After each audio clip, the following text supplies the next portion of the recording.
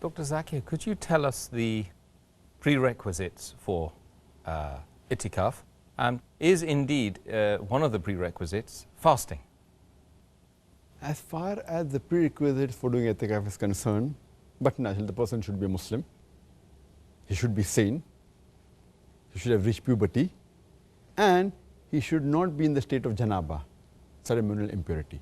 He should not be sexually defiled. Person should not be in the state of menstruation or post-childbirth bleeding. And the person should be pure while doing itikaf. And besides these, there are two pillars of itikaf. Number one, that is the intention. His niyyah should be seeking nearness to Allah subhanahu wa ta'ala and seeking his reward. Number two is it should be done in a mosque. As Allah says in Surah Baqarah chapter number 2, verse number 187, that associate not with your wives when you retreat in the mosque. So but natural, while doing itikaf, you should not associate with your wife. Don't have a sexual relationship, which they discussed in the last answer. And number two, it should be done in a mosque. And people differ. Some of the people say it can be any mosque, but the majority of the scholars say that it should not be any mosque. It should be a mosque in which congregation salah are offered. And it should also be in a mosque in which Jummah salah is offered. Because if congregation salah is not offered, and if a person is doing itikaf in the mosque, it will either mean that he is not offering salah in congregation, which is not correct, or he may be going out to another mosque that defeats the purpose of itikaf. So but natural, most of the scholars agree that it should be in a mosque which has regular congregation salah, and preferably even Jummah salah should be offered in that mosque.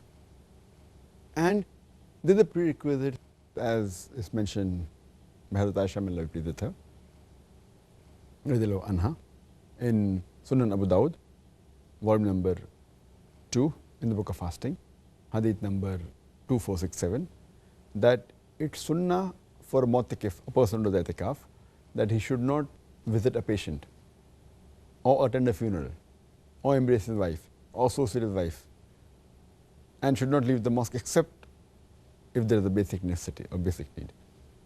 As far as whether fasting is compulsory or not, it's mentioned by Hazrat Aisha, may Allah be pleased with her, in the same hadith of Sunan Abu Dawud, volume number 2, in the book of fasting, hadith number 2467. Hazrat Aisha, may Allah be pleased with her, says that there is no itikaf without fasting. That's her view. But if you read Sahih Bukhari, volume number 8, in the book of oaths and vows, hadith number 6697, which we quoted earlier, Hazrat Umar, may Allah be pleased with him, he said that in the days of ignorance, Yawmil Jahiliyyah, before he accepted Islam, he had vowed that he will do itikaf for one night in Masjid al-Haram. And the Prophet said, fulfill your vow. And there is no fasting during night. So by this permission of the Prophet, it is understood that fasting is not fard, but it is mustahab. It is a recommended sunnah that if you fast, it's preferable. It's not a fard to fast while doing itikaf. Jazakallah khair, Doctor.